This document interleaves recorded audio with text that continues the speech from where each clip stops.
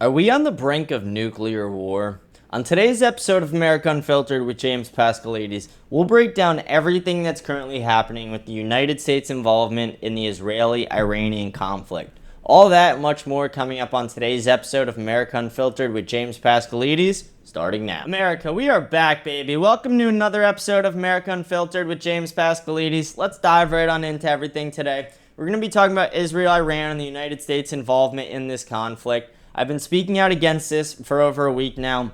Very upset that the United States is involved in this in any way. I'm really upset that our allies think it's okay to also screw over the United States.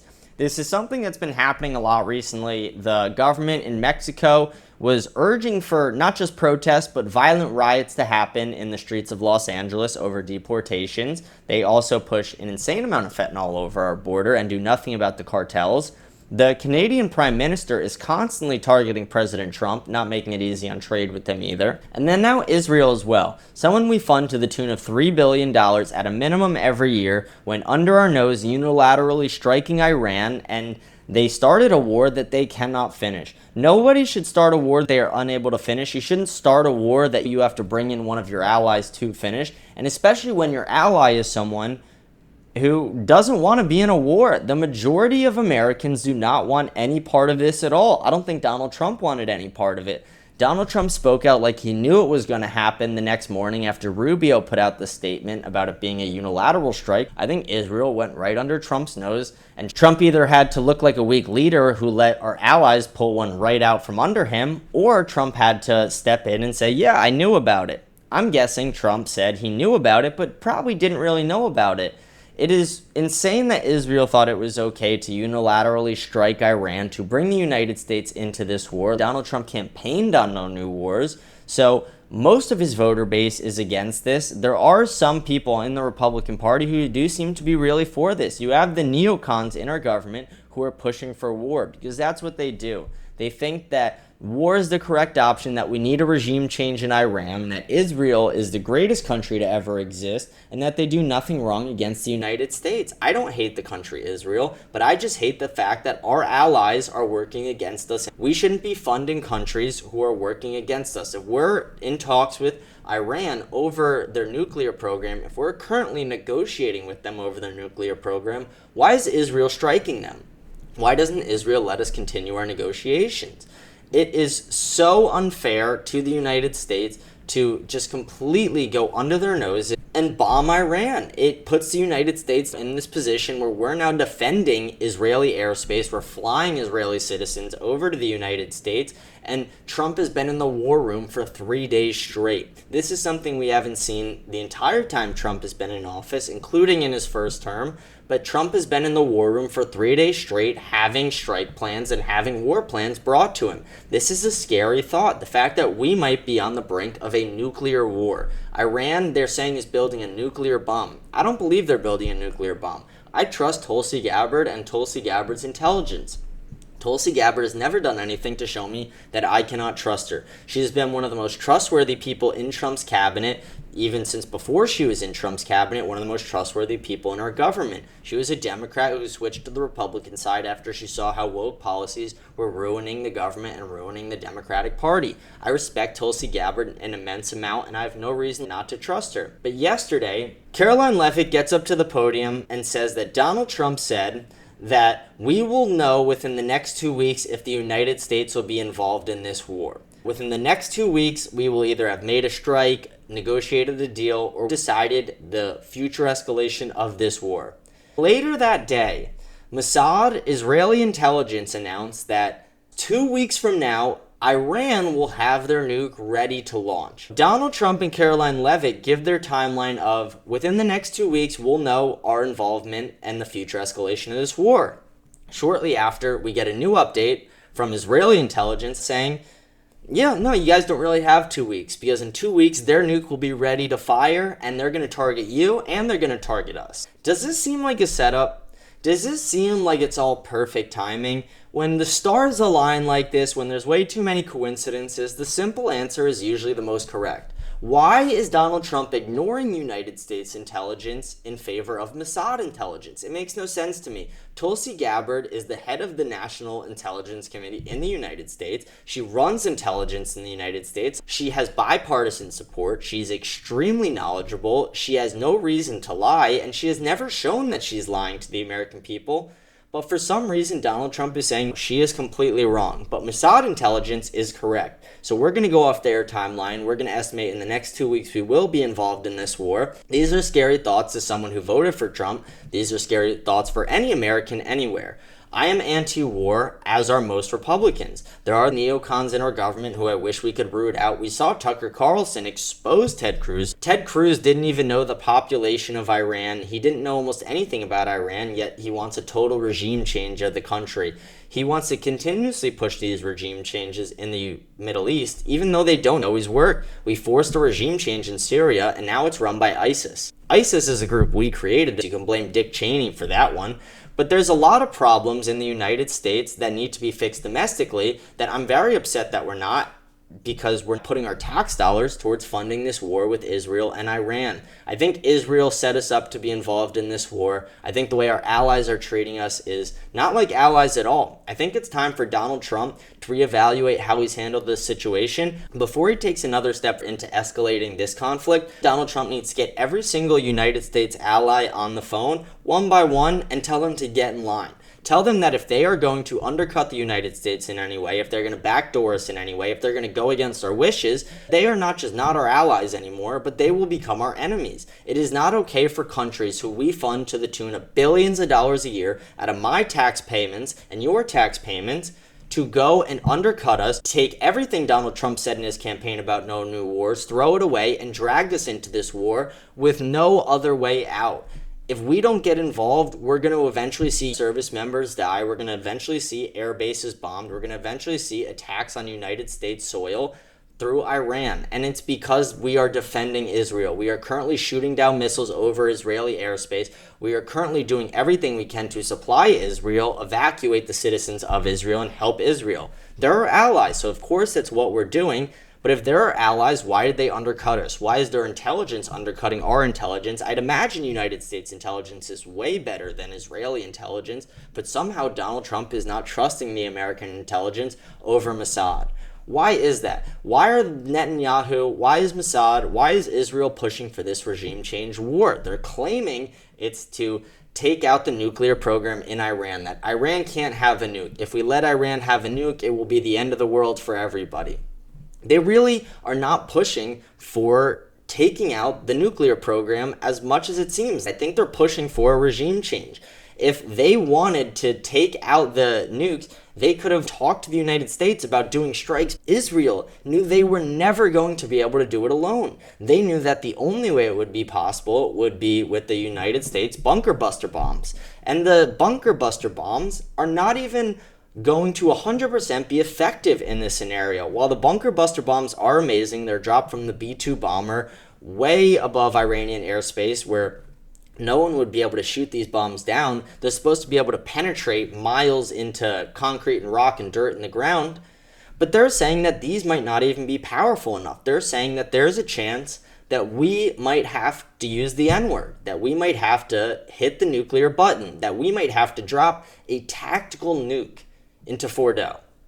Do you know how scary that is, the thought that I am not even 30 yet and I might see a nuke in my lifetime? That is an awful thought. The thought that a nuclear war could break out before I'm able to get married and have children scares the hell out of me. Not that I want it to happen after I'm married and have kids, but this is a very insane point in the world that we're at right now, and it's scary that we're here. It's scary that one of our closest allies was able to drag us to this point. It's scary that someone we fund year after year was able to pull the rug out from Donald Trump, violate everything his entire voter base voted for. Everyone I know who voted for Trump voted for no new wars, and now we're in one. And not just a war, a possible nuclear war. We're trying to stop Iran's nuclear program, whether it does or doesn't exist. Everyone remembers how that went with Iraq. We went over there looking for weapons of mass destruction, and what happened? We lost thousands of American lives because of corruption so Dick Cheney, Liz Cheney, and the neocons in our government could get rich. It's extremely sad that the neocons in our government are pushing for this war. It's sad that Donald Trump seems to be going along with it.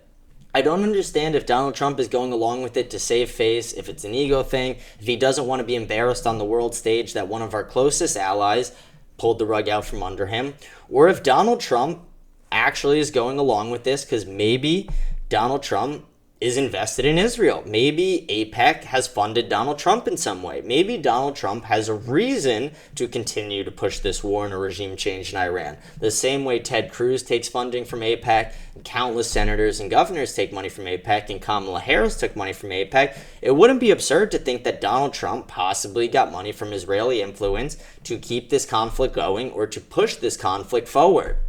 I really hope that's not the case. I would be very upset to find out that my vote went towards this war. I hope that within the next 2 weeks, Donald Trump's able to de-escalate the situation, but that does not seem likely. If by next Thursday, the United States has not majorly struck Iran, I would be very shocked. When Donald Trump says 2 weeks, that means within 2 weeks, we'll be in this war. We already are in the war in a defensive position, which is still just saying in the war in just a more dressed up way. But we will be actively offensively in this war within the next 2 weeks, most likely the next week. Like I said, by next Thursday, I would be extremely surprised if the United States hasn't dropped a bunker buster bomb. I don't like the idea of a bunker buster bomb and then dropping a tactical nuke in. I think that is such a scary idea. The idea that the nuclear button could be hit in my lifetime. I hope and pray it never happens. It is going to not only kill thousands, if not millions of lives, but it is such a scary thought to think that the mass chaos that can happen from nukes.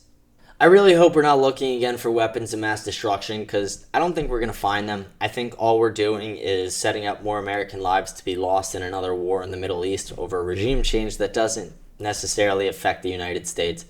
I'm not saying I don't think Israel should be our ally. I'm just saying if they want to continue to be our ally, they need to get in line. They need to stop trying to bring us into wars, stop trying to bring us into regime changes, and stop trying to undercut the United States in every way. If what Tucker Carlson and Ted Cruz were talking about the other day was true, if every Mossad agent who is undercover in the United States isn't rooted out almost immediately, I would consider that an invasion and infiltration from a foreign government. That should be called an act of war. None of our allies should be able to spy on the United States, especially not the ones that we fund to the tune of billions of dollars a year. These are things that somehow, if I said them weeks ago, I would have been called an anti-Semite. I would have been said, oh, you're talking bad about Israel. You're saying they're screwing over the United States. Guess what? They just did. They knew they couldn't finish the war. If Israel took every possible missile they have in their arsenal and tried to use it against Iran, they would lose. They would end up getting wiped out over time. Iran is built for war. Iran is a country with underground cities and tunnels and underground nuclear facilities. They are so far advanced from Israel when it comes to certain things. And Israel has its advancements as well. Like I've talked about, Israel is extremely high up there in intelligence. Mossad has great intelligence, not as good as the United States, which is why I question Donald Trump's logic of trusting Mossad over Tulsi Gabbard and think that it's just Mossad and Israel, Netanyahu, trying to bring the United States into this regime change war. This is upsetting. I feel like we've been hearing for years that Iran is this close to a nuclear bomb. Iran is this close to crossing the line. It was just a matter of time when a regime change was going to be necessary. Israel finally decided it was necessary, it was time. Ted Cruz, the neocons in our government, the people funded by AIPAC just went along with it. They didn't question it and said Iran cannot have a nuclear bomb. Iran cannot have the capabilities to destroy the United States and Israel, which I agree. I don't think that Iran having a nuclear bomb is in the United States' best interest. I'm not in disagreement with that. But I don't think that Israel unilaterally striking them and then driving the U.S. into this war was the correct way to go about it. I don't think risking American lives, Israeli lives, was the right way to go about it unless all they wanted was a regime change and not to actually topple the nuclear program, because they have made no progress on toppling the nuclear program. They've made progress on weakening the Iranian military. They have, yes, destroyed a couple buildings and killed a couple scientists in the uranium enrichment center, but they haven't touched Fordo. They haven't touched the uranium enrichment plant under Fordo. They haven't touched really any of the actual nuclear facilities, and they won't be able to without the bunker buster bombs and without the United States involvement. We are the only country in the entire world who has the military capabilities to destroy Fordo, to destroy everything under Fordo. So is the United States going to get involved? Is Israel going to drag us into this war? Is Donald Trump going to keep to his campaign promise of no new wars and end this in a day? Or is it going to be a prolonged Middle East conflict? Is this going to be the thing that loses us the midterms? Or is this going to be the thing that pushes us over the edge to have a huge victory? A lot of things are relying on what happens here. The implications and the future of this conflict, the midterms, are pretty much going to be decided by how Trump decides to handle this, how quickly, efficiently, how painfully or painlessly he decides to, if American lives end up being lost, how much taxpayer dollars are spent. And I think Donald Trump getting our allies on the phone, getting them in line, telling them, you can't keep speaking out against the United States for no reason. You can't tell your people to riot in our cities. You can't tell your people to bring fentanyl over our borders. You cannot drag us into foreign wars that we don't need to be in.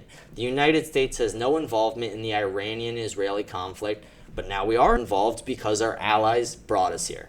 If you think Israel's our friend right now, they're not acting like it. And I'm not saying they're not our ally. They are. But they're not acting like a good one. And if the United States did this to another country, I'd understand why they'd be mad at us. This is going to cost American taxpayers billions of dollars. And this is going to cost American lives. This is costing a lot of Israeli lives. And this is going to change politics right now in this world. Like I said, the midterms will be decided on this. I think a lot of neocons in our government will get rooted out depending on how this goes. I think if we're able to avoid this conflict, even though we're already in it, if we're able to avoid the majority of this conflict and get out of it extremely fast, I think a lot of the neocons like Ted Cruz will be exposed. I think a lot of the people who are pushing for a regime change war and pushing for a conflict in the Middle East so they could bankroll off it will get exposed. And if it's not, those people will get richer. And as sad as that is, that's the reality of how politics and how the world works. Ted Cruz, Nancy Mace, all the neocons in our government will make millions of dollars off this. They will launder a lot of money, they will steal a lot of money, and a lot of money will be made.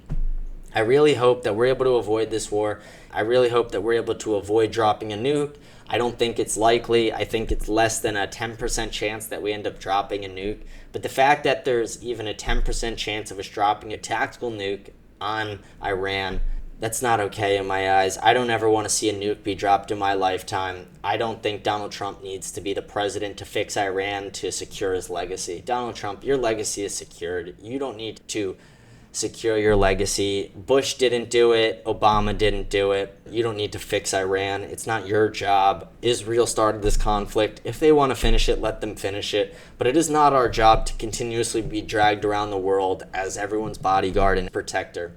Yes, the United States is great with military force and enforcement and great at keeping other countries in line, but it is not our job to win every war for every country who wants to start one and can't finish one like Israel. Israel has dragged us into multiple wars. Israel has attacked the United States, and now Israel is pretty much threatening the United States and making it seem like if we don't go in this, that our president is going to be assassinated. Not by them, but by Iran. That Americans will be assassinated, that Donald Trump will be assassinated, that there will be countless Iranian sleeper cells who go off in the United States killing Americans, that there will be terrorist attacks. That fear-mongering on Americans, telling Americans that if we do not enter this war to defend you, that we will die, that's the same thing that Zelensky did when he said there's a big ocean between us that you're not feeling it yet.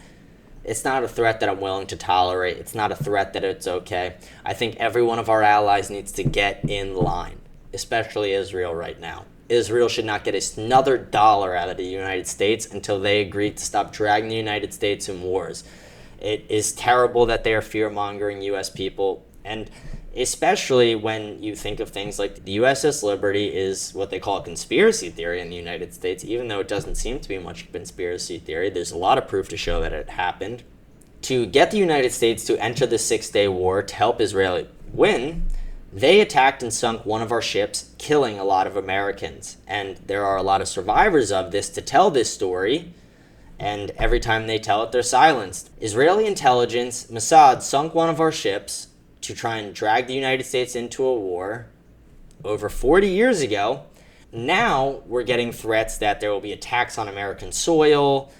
We might have our president get assassinated. There's already been 3 different people who've tried to assassinate the president, according to Ted Cruz, that we didn't hear about. I feel like if there were 3 different people who tried to assassinate the president in the last 6 months, we would have known by Caroline Leavitt. She has no problem getting up there and being as brutally honest as possible. It's one of the things I love about her. She would have talked about that. I promise you, because it would have been headlines. It would have almost secured Trump's legacy more. The more attempts on a president's life, the more tough it makes him look. Donald Trump taking a bullet to the ear and then standing up made him seem like a hero. If 5 more people took shots at Trump's life and he's still standing, he really is the king at that point. You can't kill him. But yeah, this is the deal being offered to American people right now and the American military and Donald Trump. Come on, hop on, die for Israel, or you guys are going to get bombed. You guys are going to have terrorist attacks on your main soil, and your president will end up getting assassinated. In my mind, that's propaganda, that's fear-mongering, that's our allies using our emotions against us. That's not okay. I know Russia's not our ally, but compared to the 3 allies I've named today, Russia's been a lot kinder to us. You don't see Russia and Vladimir Putin attacking Donald Trump publicly. You don't see them saying that Americans are going to die. I want everyone to think about all the influence in our government from foreign nations through lobbying. I want everyone to think about the fact that our fathers, brothers, and sons might have to go overseas for a regime change war that the United States has no place in. We might have to hit the nuclear button in our lifetime. In the 21st century, a nuclear device being detonated. That is a scary thought. I really hope no one votes for this. I really hope no one pushes for a nuke. Resolved as peacefully as possible, as fast as possible. Republicans and conservatives do not want war. It's only the neocons. It's only the corrupt people in our government. Everyone who's pushing for war right now, take a note of that politician and never vote them into office again, because they are corrupt, bought, and paid for. I'm James Paskalides. This has been episode 73 of America Unfiltered. I'm signing off today. I hope you guys have a blessed day, a blessed weekend, and I will see you guys Monday. Thank you and be safe.